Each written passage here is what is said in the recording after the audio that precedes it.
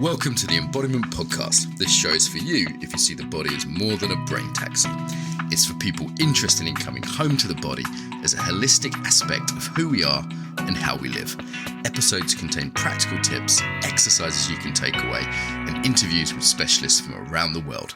I'm your host for today, Mark Walsh. So this is the third of our Plague Dialogue series. I have a treat for you today. We have Rachel Blackman, somatic educator, Adam Wilder, multifaceted intimacy trainer and togetherness person, Alexandra Vilvovskya, embodiment teacher from Russia, Frey Faust, the founder of the Axis syllabus, Philip Shepherd, author and connecting the embodiment to the environment. It's a hell of a privilege to have you guys all on at once. I mean, it's a bit of a treat. Maybe I'll go through some of what we covered in the first two dialogues, and we can just kind of jam from there. So we talked a lot about trauma and how people are feeling unsafe in the current environment and the fight-flight response. And there's been different iterations, variations of that over the last few weeks. An initial adrenaline surge followed by exhaustion for many.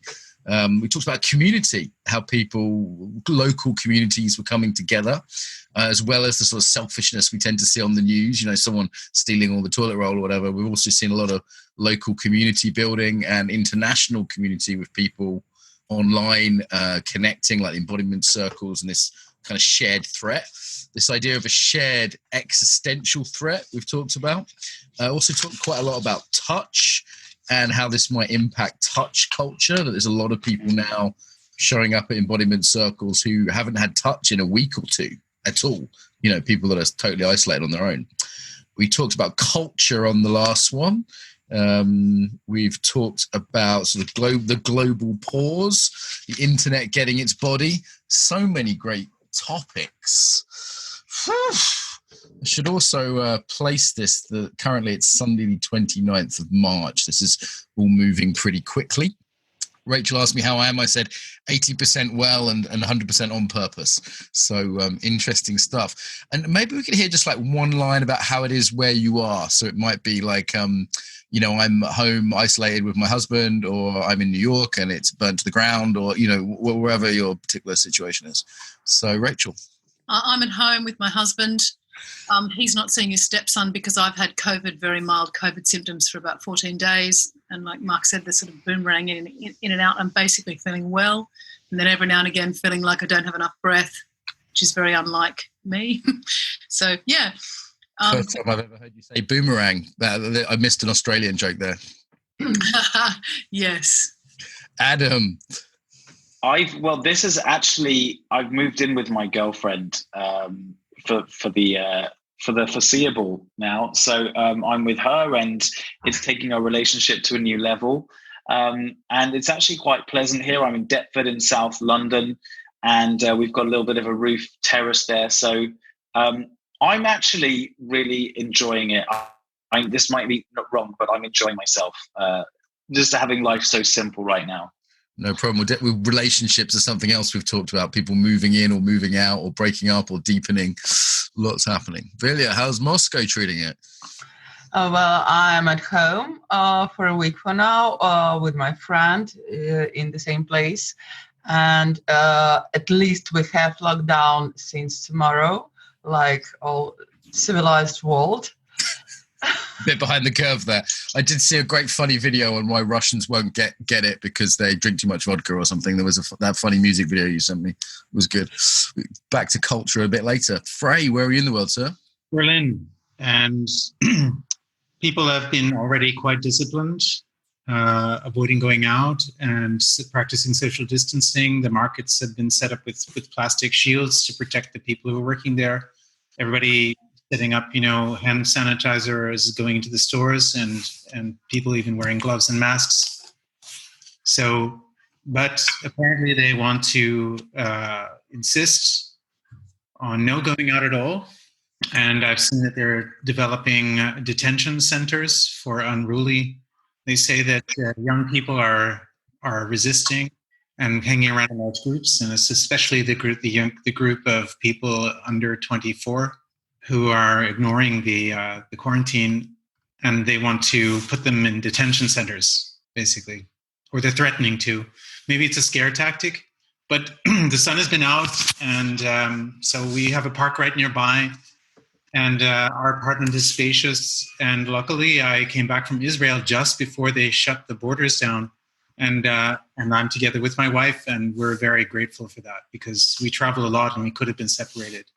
Life hasn't changed very much for me. When I'm in Berlin, I stay home.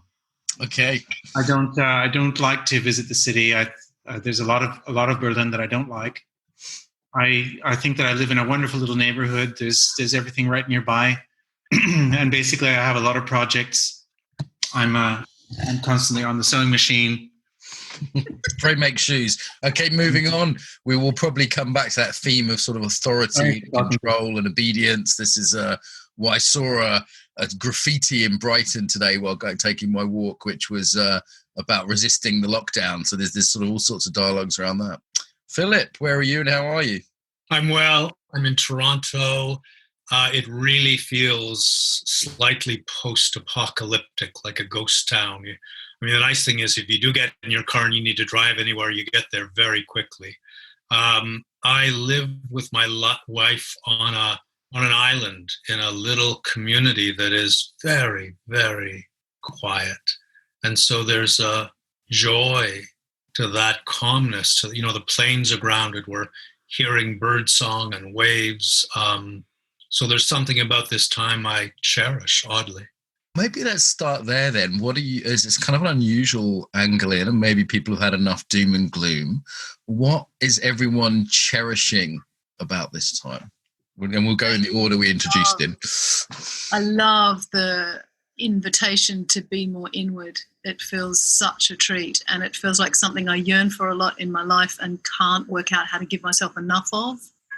So there's something about the permission to just be in. It feels like I sometimes describe myself as a weirdly expressive introvert. It just feels like I just haven't missed it at all. I haven't missed going out at all. I resonate with what Adam was saying. It feels like a real treat. And I'm growing vegetables in my conservatory.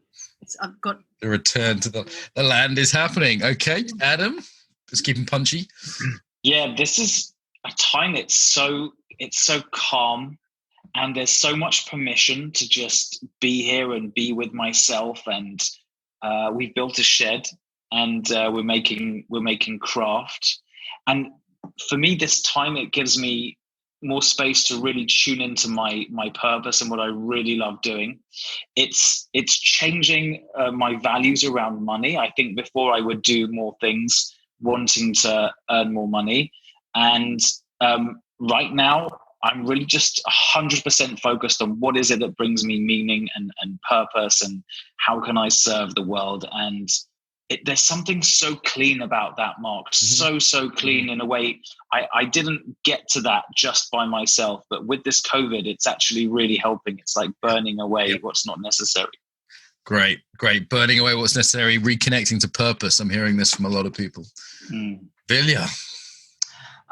For me, I found this time much more creative, and I have a feeling that for now, at least I have a time to create something new and something absolutely new. So to reconstruct, to invent something new, and it's quite important for me. I look forward to it. Thank you. Frey. Yes, once again, I don't experience a marked difference. I feel very lucky anyway in my life to have made my vocation my avocation. And so I generally don't do things that are meaningless. Sometimes they're dry or boring, but not meaningless. And I guess being rich has never been a primary objective for me. I think what I find very moving is this outpouring of empathy for people who are at risk. That it's unprecedented. That the whole of the healthy world is willing to shut down society to protect its most vulnerable. I think that's a remarkable statement. It's quite a beautiful thing, isn't it, when we think that, most of us will be pretty low risk of dying, certainly, but people are being willing to stay home and sacrifice income and life. And yes, you hear about the sort of the bad cases or the teenagers who think they're invincible and things, but mostly I see very positive behaviors, and it's quite a thing. Philip? My initial reaction was to deal with the backlog of things that I should have been doing and hadn't found time for. So I've been traveling a lot and have been unable to just deal with stuff at home that's been piling up. And I'm sort of through that now. And there's an odd quality of settling in a way that is grounding me and making me kind of more able to move forward with some of the really personal projects that I've wanted to get to. So that's a lovely experience.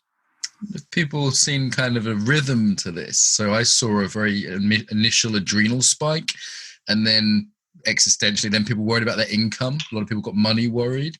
And now there's something a little slower, quieter, like a settling into it.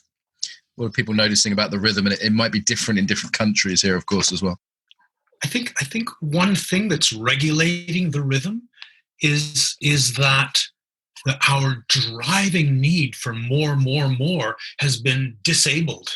It's just the gears have disengaged, and suddenly we've recalibrated the quality of enough in our lives.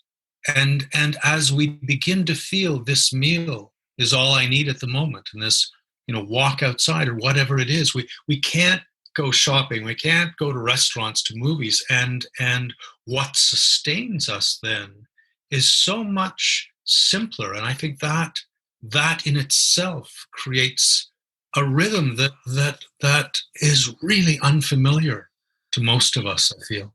I love that, Philip, and that's exactly what I'm feeling as well, that it's a joy just to sit and cook some food, just to feel the wind on my face.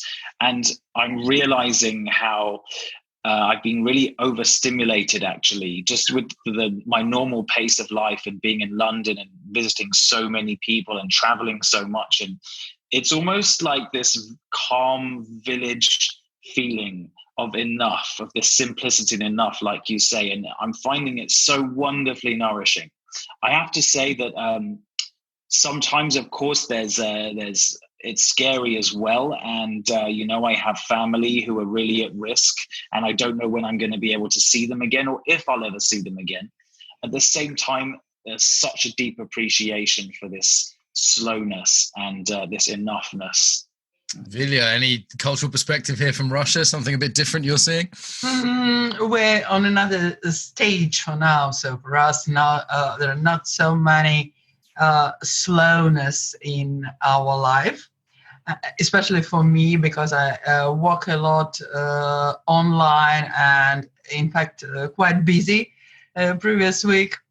But it looks like I feel that in the air that, again, some of us are really lucky because we don't need to drive somewhere, we don't need to move quick. We are a little bit lazy nation and culture and slow. And there are a lot of people who are still in this drive and to use the opportunities of this shutdown for future. We're still looking in future. Some of us, at least. So some of those cultural patterns coming out, individual patterns, I noticed that people just did whatever they do more at the first. There was a sort of sense of whatever their pattern was, they just pushed it, more of that, more buying, more whatever it is, more yoga, more whatever. Don't agonize, organize. I mean, we've been repositioning our workshops for next year and trying to, fill in the gaps. And also, I mean, there are real concerns. I'm approaching 60 and we're trying to get our pensions in order and set up on a farm that we bought, and all of that is quite a load of debt. So looking at no income or very little income for them in the most lucrative time of the year is certainly concerning. And, so everything is sort of balanced on tenterhooks as far as that's concerned. And my sister, for example, she lives in Phoenix, and she has to drive very far to get supplies, and people are physically fighting in the grocery stores and pressuring each other, and certainly not holding appropriate distances. And meanwhile, families are stranded and without supplies. And so I think I feel empathy for, those who are less fortunate. Certainly, I have a friend in Torino who lives in a attic apartment with no windows, and she only can use the courtyard, which is, basically a 4-meter concrete patch to run around in.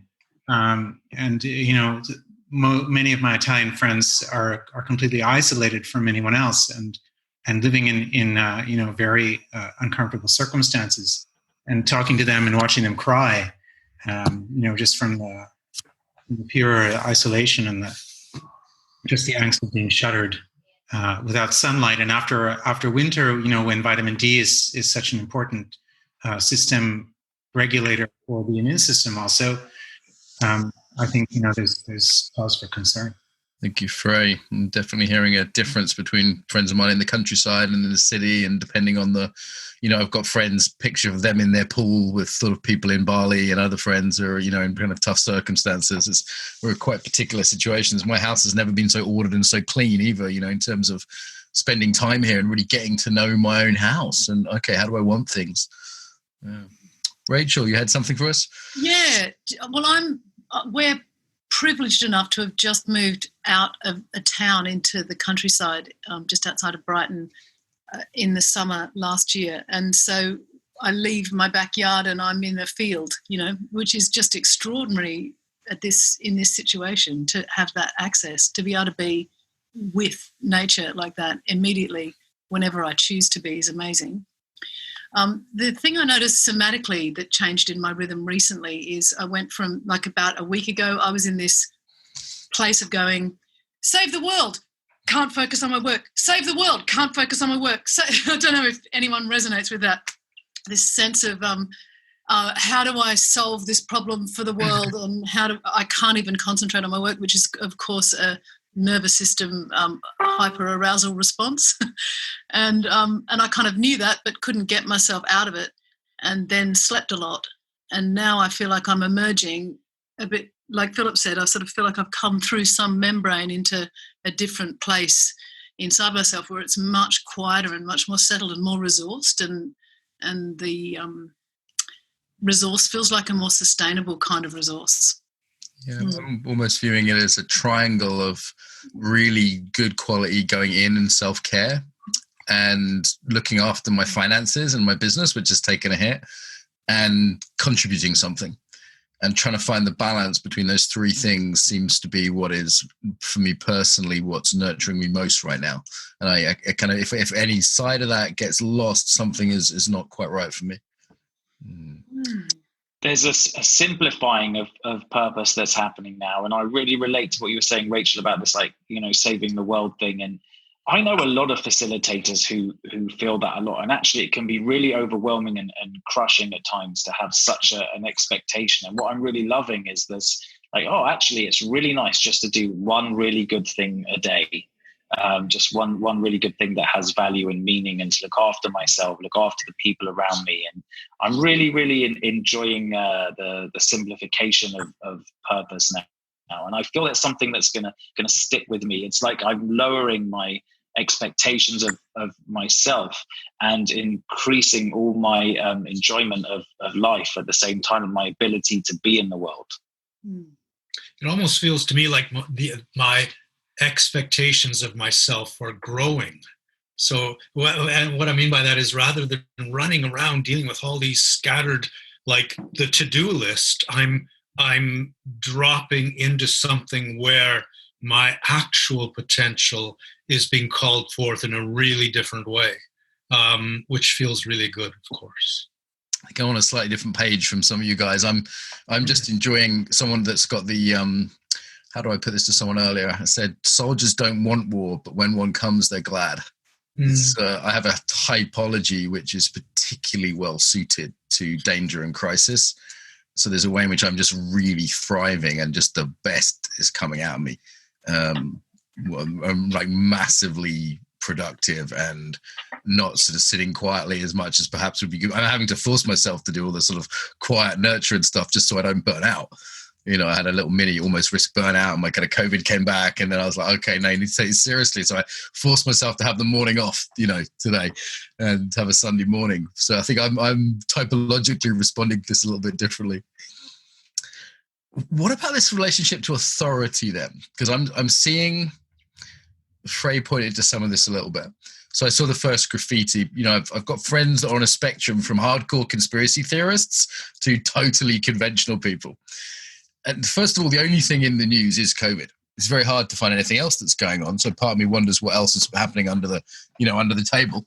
And all my very alternative friends are still, most of them are still posting things sort of saying, do what the government says, mainstream media is wonderful. And I think this is the same person that, you know, normally is complete anarchist. And this relationship to authority is being forced on us. Like, we have rules now. And in Britain, it's relatively sort of gentle and benign currently. I'm hearing in Germany it might not be. I know in Munich, people aren't allowed to leave the houses. And, you know, there's this tension between I want to do what helps society and keeps old people safe and supports their health services. And simultaneously, whoa, we're in a police state now. How did that happen? Anyone got any thoughts on this this weird removal of our freedom that most of us have bought into? I think on principle, civil liberties should be maintained, that a crisis is not, in fact, a crisis is a test of them and not a reason to remove them. People who are not slaves should be negotiated with. There can be information campaigns, they can be convinced, they can be presented with information, and when it's accurate, then there can be trust in the institutions. But what I see is fear-mongering and inappropriate or tardy responses that then sort of draconian draconian responses to then the disease popping up, which is much too late. And I think that this kind of incompetence further decreases people's trust in so-called authority. But I think also when I've seen videos of hordes of police rushing people in Italy, smacking their batons on their shields and menacing them, not taking the time to talk to them and negotiate with them or tell them what the common sense regulations are that everyone has agreed on. But I don't think that this is the kind of thing that should be happening. I think that most people are willing to see sense in social distancing, and I also think that our forebears were right in a lot of these things. That you don't immediately trust a stranger, that you don't immediately enter in somebody's space, that you maintain a high standard of personal hygiene, that you do wash your hands, that you clean your you know what I mean? It's kind of, that was what we inherited, but we tossed. And there's been several generations where I've heard doctors complain that a general sense of hygiene has decreased. And while we're able to barricade ourselves away from nature with chemicals and so on and so forth, behind that barrier, people have not been eating, not been moving, not been finding sense in their work or not been handling their relationships. And I think that the bill for that is due. I also think that in the attempt to try to create a vacuum, to ban adversity, that we set ourselves up for more of it. Mm-hmm.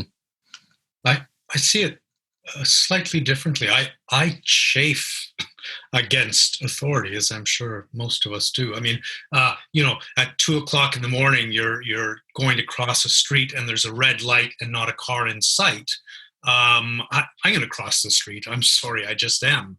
I come back to my own judgment. But where I chafe at authority is where authority is self-serving, or where it's saying this is for your own good, or where it's arbitrary. And what's happening now that I feel is is a renewed sense of the commons, of the commonwealth, of the common well-being. And the sacrifices I'm asked to make, I mean, they're not primarily for myself. The doctors don't have to face a decision. Who do I let die and who do I give a ventilator to? I mean, it's just not to overwhelm the system. And, that's not arbitrary, and it's not some dictator with a self-serving agenda. It's something I understand and I'm willing to do, and I find within it a strange gift. Billy, anything on authority? I guess in this situation in Russia, it's really strange because we're familiar with discipline, outer authority, and all these things. And it was very strange that, in fact, it was organized very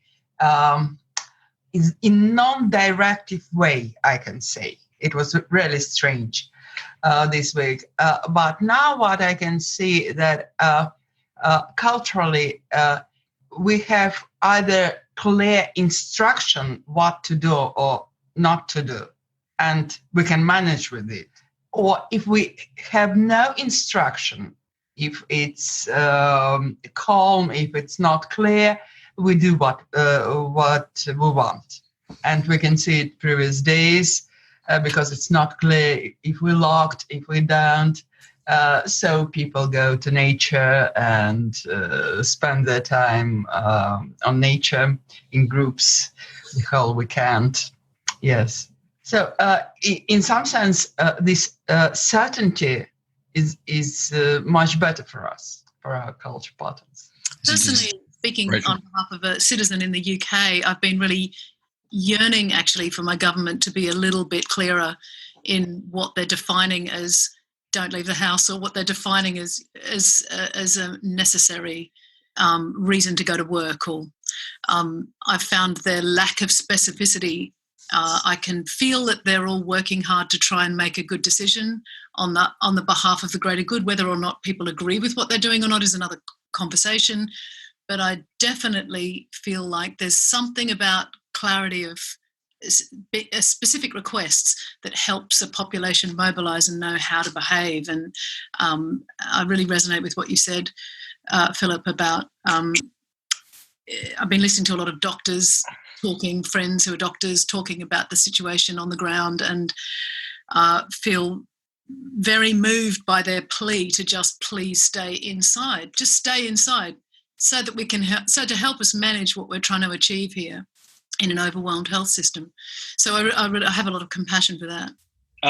I've seen a few things from governments that I actually really applaud. And the Indian Prime Minister, who sent the whole country into lockdown with 4 hours notice, which was, very difficult and unsettling for the whole country. He asked for forgiveness. When do you see a politician asking for forgiveness? I think that's really cool. He's like, I'm really sorry I did this at such short notice. I really like that. I'm really glad that I live in the UK and not in China, and what I never thought I'd support the government that we have now, but I actually think they've done a few really good things. They started off with this herd immunity policy and they changed their minds. They listened to the scientists and changed their minds. Now, what I'm enjoying is, with all the circus taken away of, needing to fight and stay in power and the political agendas, it's really down to how can we serve and look after the people? And I think there's a lot of headway. And not only that, I can now see a sort of government or a political future that would bring in policies they would never have thought of, for another 50 years, things like universal income, changing our whole relationship to money. I mean, that to me is really fascinating. And I like how this crisis is creating new ideas and for us to shift forward as a culture. On the other hand, I do think it's really important that we can keep an eye on whatever games are being enacted beyond the sphere of coronavirus or in our absence, or while our eyes are not on the game. I think that is I'm really being careful to look at other news stories underneath that headline news. It could be a great excuse for a lot of things, right? You have to be tracked to make sure you have to, do this because of the coronavirus, because of the scary coronavirus. We have to do this. Like, I mean, everyone uses situations for their own advantage, and why would governments or corporations or whoever be any different, right?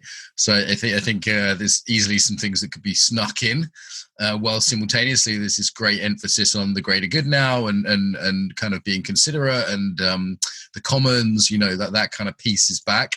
I almost wonder if we'll have a return to something like the 1950s, a very strong civil and national sense. So we're talking about hygiene, this idea of being hygienic, dressing well, knowing your neighbors, being considerate of the nation. I mean, these are quite 1950s ideas in some way, and these almost tribal ideas you point to, Adam, of when we meet someone, being respectful of their space. There's something in this that might lead to quite a different culture, for better and for worse, I think.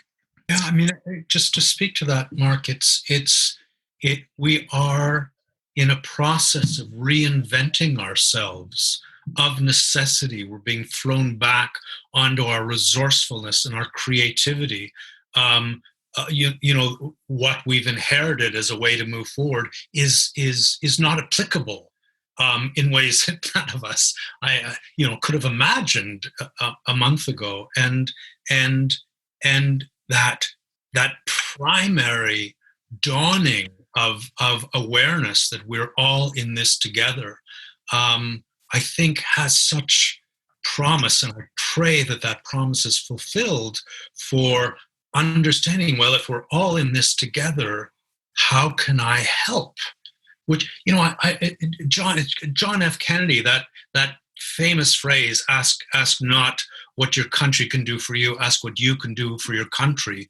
Suddenly that's gaining currency. I mean, if some politician had mouthed those words 2 months ago, he would have been pilloried, because our self-absorbed, self-serving way of being would have rejected it. And now suddenly, I think it gains currency. We understand in new ways what that means.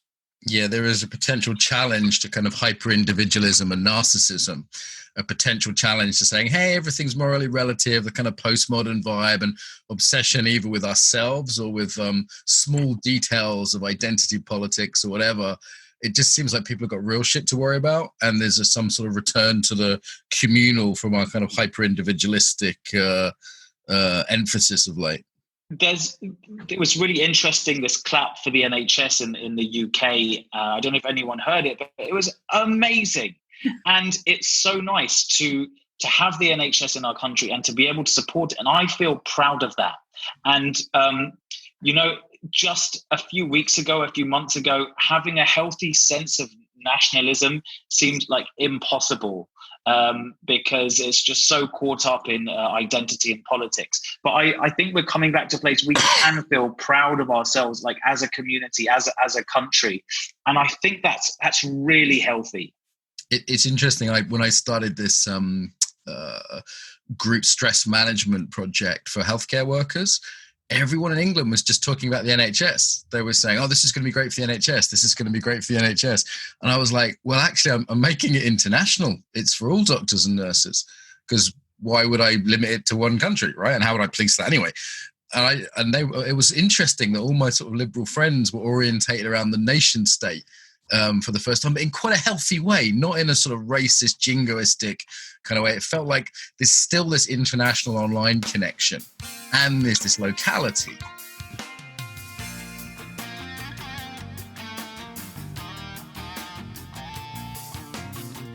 Quick break to tell you about our program. So as well as the podcast, we have various kinds of online training. So we have the Embodied Yoga Principles online training, as well as in-person training. Embodied Yoga Principles for yogis who want to get yoga off the mat, specialize in the psychology of yoga, unique postures. It's a 5-day training. We have one in Brighton, one in Berlin, and one in Austin, Texas. So if you go to Embodied Yoga Principles, you can find them. Also the online version of the training for people who can't make the those dates. Excellent courses. The Embodied Yoga Principles training for the yogis. For the coaches and facilitators, we have the Embodied Facilitator course. This is our flagship course. We offer it in Moscow, also in the UK. A 9-month adventure, a real deep dive into embodiment. It's the biggest embodiment program I do. It could be like movement people who want to work in business more. We have people like dancers and martial arts teachers come to learn more about working in mainstream settings, but also for coaches and trainers who want something really well structured, who want to work on themselves, want to learn practical tools, learn how to work with the body in facilitation. If you can't make EFC, and it is a big ask, there's an online course we run called the Foundations of Embodiment Certification. So if you go to Embodied Facilitator, you'll find the in-person and then --FEC, F-E-C, F for Freddy, E-C for Charlie, FEC, you'll come out with the Foundations of Embodiment Certification, and also do one-day events all around the world. So I'm just about to do a tour to Slovenia, Berlin, Copenhagen, Brussels, Amsterdam, and Brighton. The Brighton one is £10, which is like $15. So if you're coming from abroad, that could make that affordable. The Brighton one's always like a really big fun one, so that's coming up. Again, go to the Embodied Facilitator course to see all of these events. And we have a little online evening as well. If people just want a taster, again, that's £10. That's a 3-hour thing coming up as well. Embodiedfacilitator.com, embodiedfacilitator.com, and you'll find all those events or Embodied Yoga Principles for the yoga ones. Okay, so that's the stuff that I sell. Oh, and the book, the Embodiment book. If you want to get my book and learn about embodiment through reading, you can also get the Embodiment book available at Amazon and no good bookstores. So, there we go. Excuse the interruption, and back to the episode.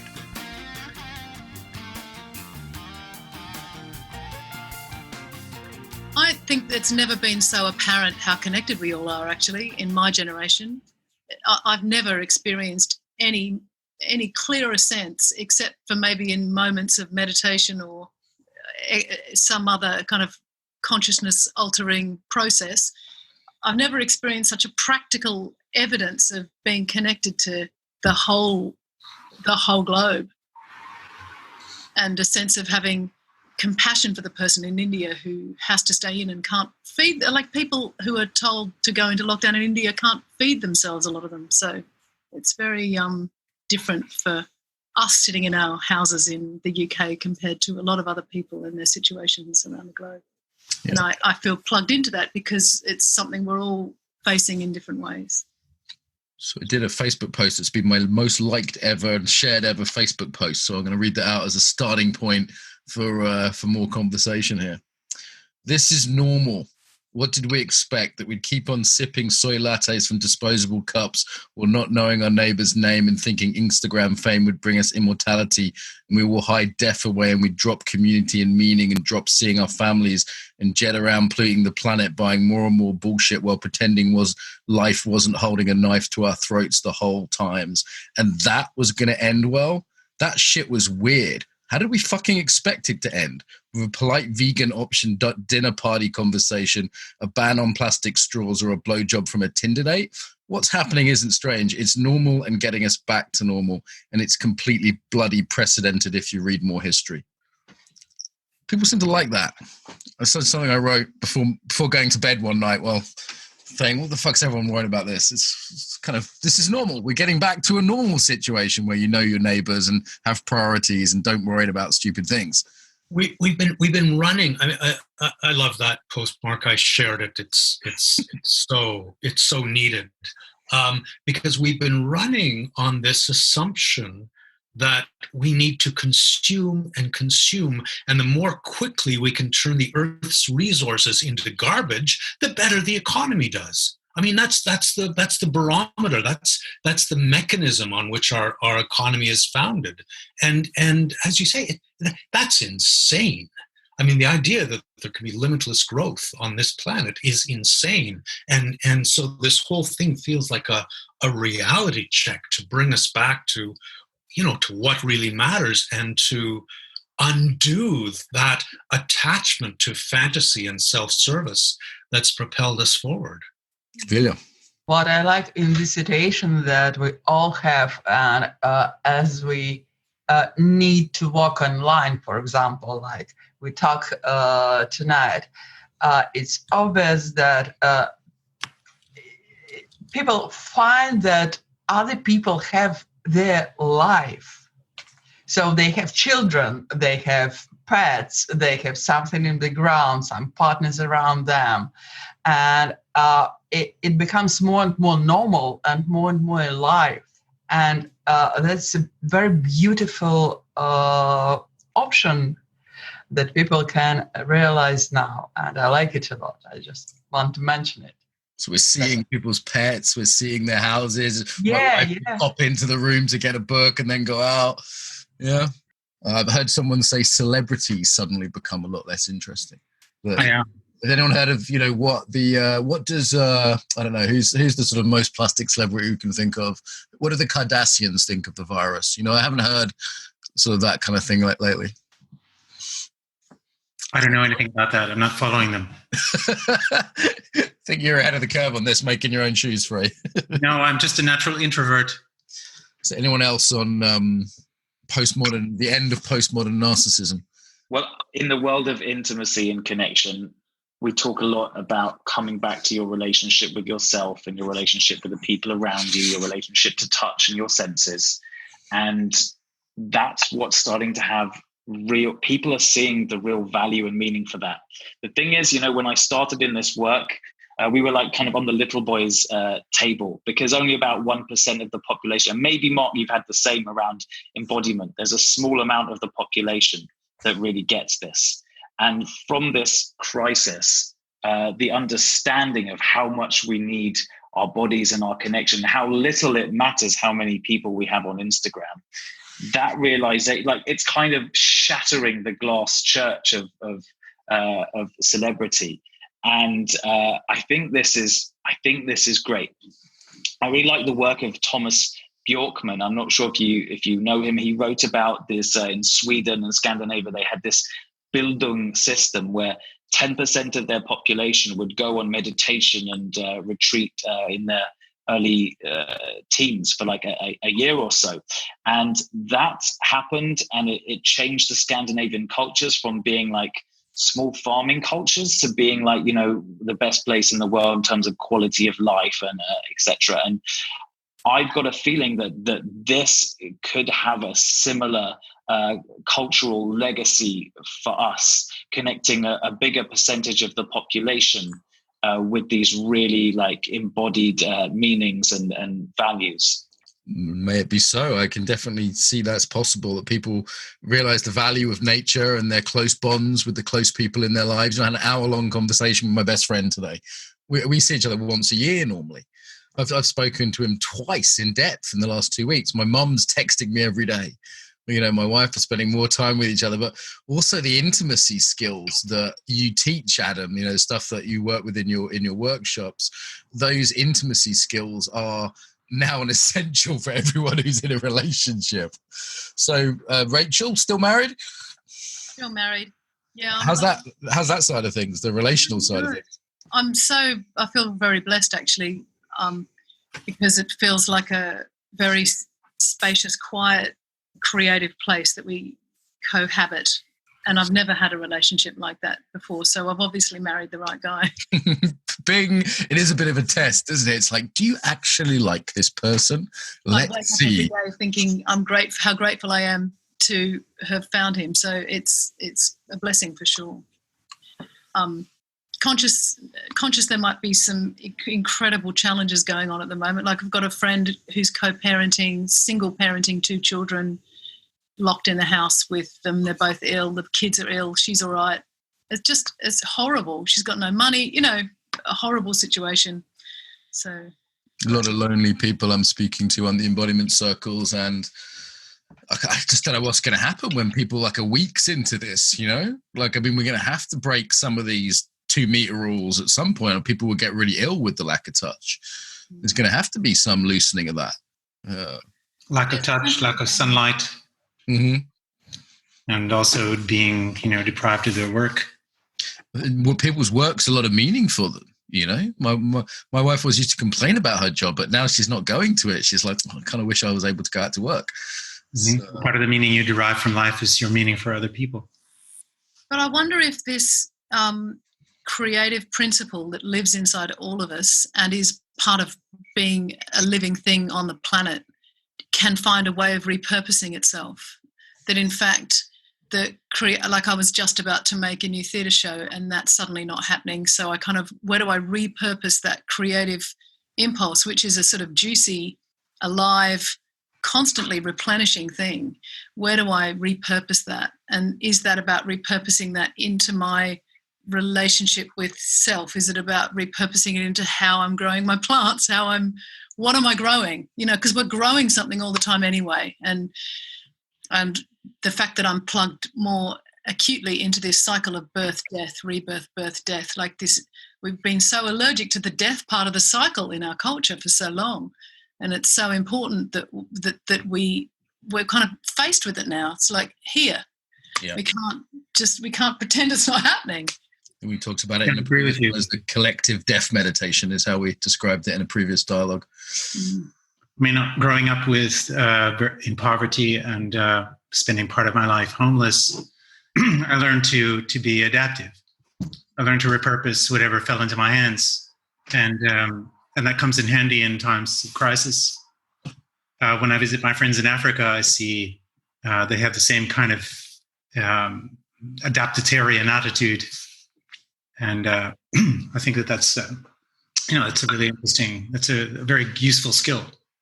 Maybe something that we should consider subjecting our children to is periods where they have to manage with what's around rather than having their every need met. Imagine if this became a tradition. Every year there was a 2-month lockdown. Just transport the kids out to the middle of nowhere and drop them down, and they just have to survive. That would be so great, Frey. And that's like a lot of traditional initiations. Like you don't get to be an adult unless you go through one of those situations. And I think it's really nice that we're getting a dose of this reality in our cozy, London, European kind of worlds. I think it's really healthy for us as a culture. What we have is a whole uninitiated world, don't we? We have a world which hasn't had to prove its grown-up skills. We didn't fight in World War II. We didn't survive the Great Depression. Our entire generation, unless we really go to the very elderly, we've got very soft, and we haven't been initiated. So I wonder if we could almost view this as a sort of global initiation into adulthood. Or at least a wake-up call. Mm-hmm. A wake-up call. Yeah, that makes sense to me, Mark. To me, the primary function of an initiation is you leave the story of your culture and you go into the world and you have an unmediated encounter with it, a direct encounter with it. And only then do you recognize that the story is just a story. The story of what life is, what it means to be human. It's just a story. And the story has value. It's not to discount it, but it's put in its place. And I think what we've got is a whole cultural buy-in that mistakes the story for the reality, and the story of perpetual growth, perpetual moving on. We've come to see that as reality, and so this initiation into a bedrock that's always been there, the knife to the throat, as you put it. I hope it leads to a maturation. I really like we have that legacy problem, right? Rite of passage. I really like the opportunity in that phrase, the idea of a rite of passage, and I love the word adaptitarian phrase. That maybe we're on the edge of relearning how to become adaptitarians, all of us, all over the world. And what can we make next? What are we going to grow next? That's the big question, isn't it? Yeah, I would prefer that we don't go back to slavery. That we don't have to adapt to an autocratic, totalitarian imposition. How's that, Billy? That we cultivate a culture of restraint and prudence. Nice place to take a breath together, maybe, huh? Can I share a little story? Robert Twigger tells about making a trip with the Bedouin across the Sahara Desert in this old truck. And the truck gets a flat tire. And they don't have a spare tire. They don't have a pump. And they, as for the Bedouin, like, to bring everything you might need is a sign of weakness because you've got your resourcefulness. So the cook figured out a way, they were able to mend the tire, and the cook figured out a way to get a little bit of air from each of the other 3 tires, just enough to blow up the flat tire, and they were on their way. But it took that ingenuity and that resourcefulness, and that's what they live on. That's what they rely on. And I look at the cell phone, the devices we surround ourselves with, and how that undermines our discovery of our own resourcefulness. And maybe we'll rediscover that of sheer necessity. Certainly, creativity has become the master skill now. I know this is something Rachel's big on, and Adam, you too, that creativity has become an absolute necessity, right? In terms of how do we do the things when everything's changing. Well, it's like we've been talking about within our lifetimes in Europe, we've never seen something like this. And it's a big reminder of just how lucky we are to appreciate everything and just how fragile our culture is. And this is something I personally feel quite excited about, because people who've been involved in the environment, etc., have been saying this for years and years, just how fragile we are. But now it's something that, like, if you like, even the conservatives, the more conservative among us are like, wow, actually, we live in a very fragile world. And that's why I'm hopeful for some really healthy maturation of not just our culture, but our governments as well. And I love this feeling of initiation. I might call it the initiation now instead of the COVID crisis. Maybe I put my finger on something there. Huh? Thanks, everyone. Collective thinking. Okay. So we looked at relationships a little bit, the environment, authority, personal going in when you can't go out. I've seen a few nice phrases around that. Can I ask a question? I'd be curious about everybody's response about the fact that this threat is an invisible one, and how we live have historically, or fairly recently, been living in a culture that's very attached to evidence-based. We need kind of visible evidence. And so in the absence of visible evidence, we've got a little bit of evidence we've accrued over the last 2 months from China or whatever, or the kind of gradual accumulation of data. But there's still this sense of how do we trust something that we can't see? And how do we kind of relate to the idea of there being something larger than ourselves that we can't see? It's an interesting metaphor there, I think, for how we've been living our lives versus what we're being invited into now. I'd be curious to hear what your thoughts are on that. Can you just clarify in what way you mean it's invisible, Rachel? Invisible, meaning like the last time within the last 100 years people remember this is the World War, something like this, where we're being shut down. There's something actually happening. We can hear bombs, we can see dead people. There's something much more tangible going on that we can kind of touch and feel, whereas this seems a lot more nebulous, or it has to me until fairly recently. One thing I'm really grateful for is it has the feeling of intensity, of initiation, of challenge without me having to kill anyone. So I think this is way better than a war to be involved in. Way, way better. If you want to know what really damages people, it's the doing of violence. And we're all involved in restraint as a form to stop the invisible violence. And I've also seen this intangible quality can lead to a kind of different kind of anxiety. So in stress management, we're looking at a lot of what can't be controlled. So I'm speaking to a lot of doctors and nurses right now, and they're used to being in control. They're used to knowing what's happening. And this is a weird illness. It does weird stuff. Like even all the doctors and nurses and stuff, they're going like, I don't know if you've got it or not. We can't test people, so we don't know if they've got it. We're not quite sure how it's transmitted. We're getting weird data from different countries. It doesn't make sense. So there's a real sense that our sort of medical experts are in this not knowing, this not being in control. And that is a recipe for trauma. We can't control it and we don't understand it.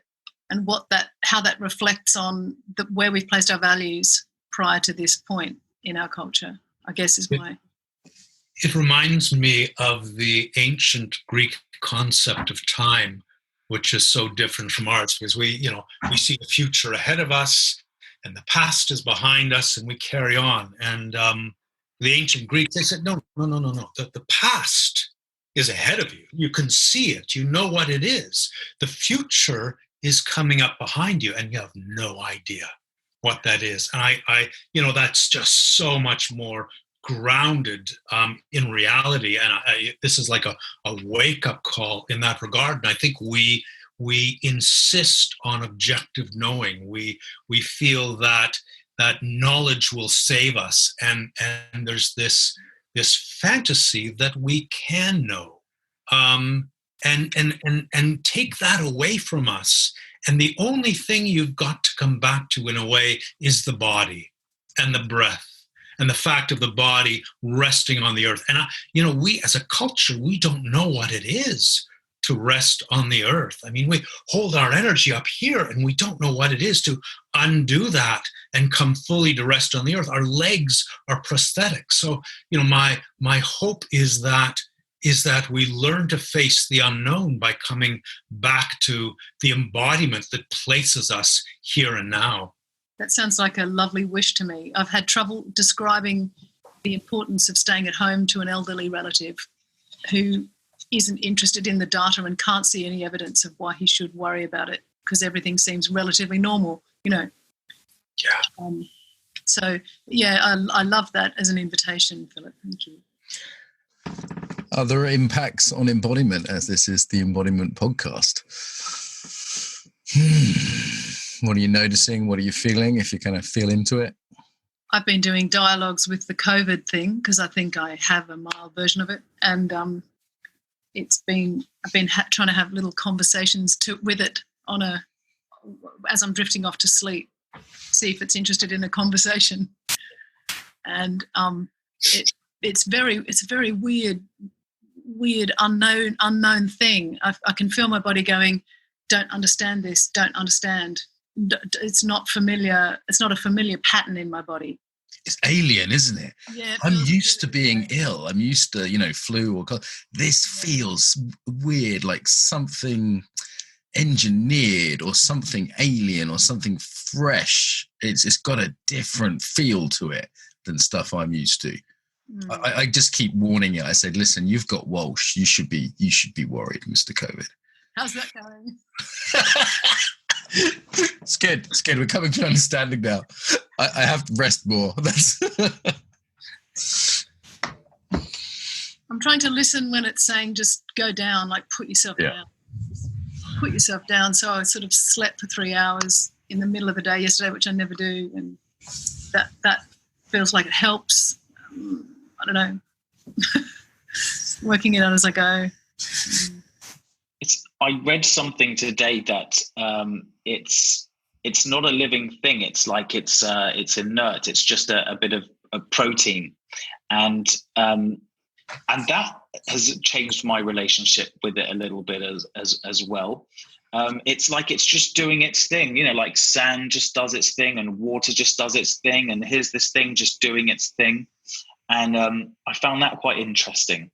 Yeah, some scientists don't classify viruses as life. So weird. I had a pet tapeworm for a while inside me after I got back from Ethiopia, and I was on good terms with Timmy the tapeworm. Me and Timmy were quite intimate. I was quite sad when eventually Timmy died. I chemically killed him, of course, but this feels like quite a different relationship. This can be quite far out for some of our listeners, but I rather like it. There's a really interesting thing Charles Eisenstein talked about in his most recent essay. I don't know, it just came out a couple of days ago. And at the end, he's talking about how viruses have been essential to our evolutionary biology, and how our systems working out how to adapt to viruses and around viruses and with viruses and beside them has been what's helped accelerate our evolution. So that was really interesting. Who else is saying smart things? That Charles Eisenstein piece is being shared a lot by some very smart people I know. Seems to have gone down really well. Rafe Kelly, who we had on some of the other dialogues, has been sort of on the more sort of scientific side of things. Is there anyone else you see out there who's saying something that's original, that's worth listening to for people? The Rebel Wisdom people put interesting stuff out around sense making. Our friend Dave. Anything else you guys have seen out there that's kind of worth a read? Your post on Facebook. My ironic post about narcissism and social media, which I'm really happy about all the likes. So yeah. There's an irony in that. Yeah. Adam, I'm going to go and check out Thomas Bjorkman. Great. He's very interesting. In fact, I'm not sure if he's written anything about this, but I find it interesting. People who look back at history, and in the UK, we had the biggest increase in human rights, if you like, after the Black Death, which took, 50% of the population. It took 300 years, like across Europe. And after that, we started seeing Magna Carta, and we started, like, the king didn't have full rights to just do as he wanted with everyone. There was, like, court systems set up. Peasants weren't so linked to their land anymore. They could actually travel a bit more. So people's, like, the value of things shifted a lot. And I don't want to be like a Bond villain. Okay, but here we go. I used to watch the Bond films, and I used to be like, oh, the Bond villain, that's the really evil one. And then get older and you see, okay, they're absolutely insane, but there's something they're saying which is quite interesting, right? So, like, no one wants to see a big plunge in population, but the effect it has on culture is just, like Charles Eisenstein is saying, like, it really changes things. It really helps us to evolve. And I think that's really fascinating. And by the way, I want everyone's grandparents and parents and everyone to be safe and well and happy. And I don't want anyone to die. I'm just saying, I'm definitely not Blofeld, okay? I like it. And I think there's a few of us that have had some thoughts that we maybe don't dare say around this. There's a little bit of sort of like, is it someone being cold that, in terms of the subject, I don't mean this with the elderly for sure, but there's definitely a sense that we've got a bit soft and weak, and maybe something hard, it could be a tough medicine for that. And again, it's very difficult to say this without sounding like a Bond villain, as you say, Adam. So I'll join you on that side. And the sense too, Mark, if I can say that we've disconnected. I mean, we become so disconnected from our bodies, from the earth, from nature, from our food and where it comes from and how it's grown. We've disconnected from all strata of our life. And yeah, it's tough medicine, but I can feel the tendrils and the roots of reconnection growing.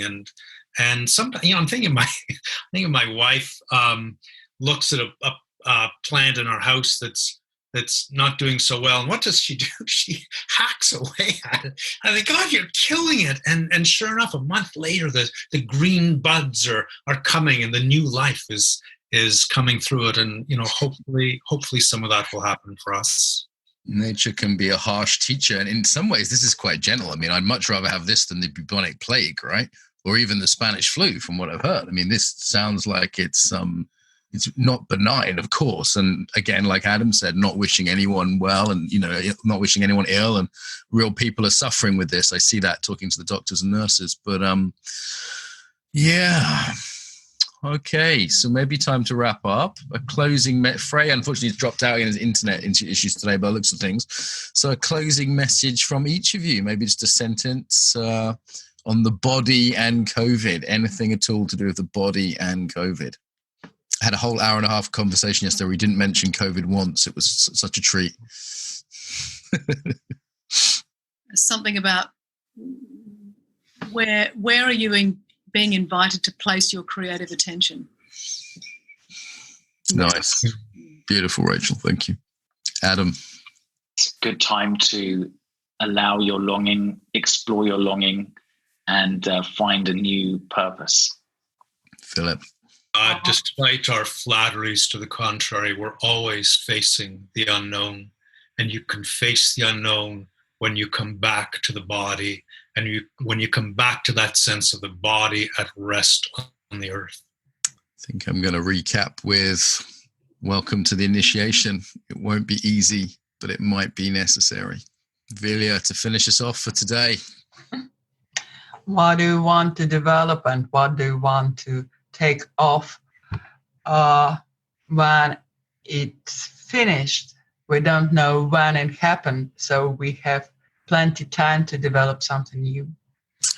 Thank you all for offering. Thank you, Frey, in his absence, but also thank you all for offering your precious time. Time feels more precious than ever, and good company is, I'm finding, more enriching than ever, more satisfying.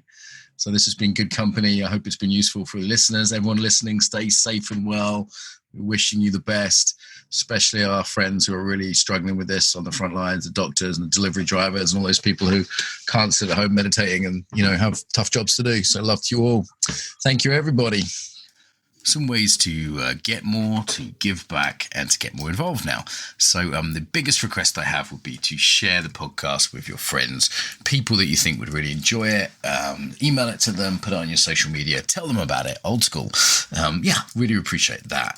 Equally, if you want to support us financially, you can go to Patreon. That's patreon.com/embodiment podcast and give us $1 an episode. And I'd say they're well worth $1. So that's less than £1 if you're in UK-ish. So please go there. On the embodifacilitator.com website is where this is hosted. If most people I think listen to for iTunes.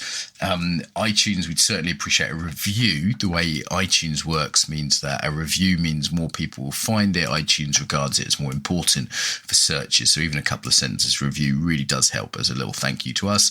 And if you want to go to embodifacilitator.com, you can see the actual, links to the sites. There's comments on there. The Facebook group tends to be where people discuss things. So if you go to put in the Embodiment Podcast into Facebook, there's a page which is relatively quiet and a group which does have some discussion on. So I will reply to things personally there. So also on the embodifacilitator.com website, there's all sorts of freebies there. There's videos, there's free ebooks, there's ebooks you can buy. And of course, there's our newsletter list. If you want to stay in touch and learn about things like the Embodied Facilitator course and our next Embodied Yoga Principles teacher training, then go to that website and you'll see a little pop-up and you can get the newsletter through there. Okay, so I think they're the main ones. Tell your friends, pay us some money on Patreon, give us a review on iTunes, send us your email if you want to be on the newsletter list, and get involved on the Facebook there. Bit long. Pick whatever you like that works for you. Until next time, welcome home to the body.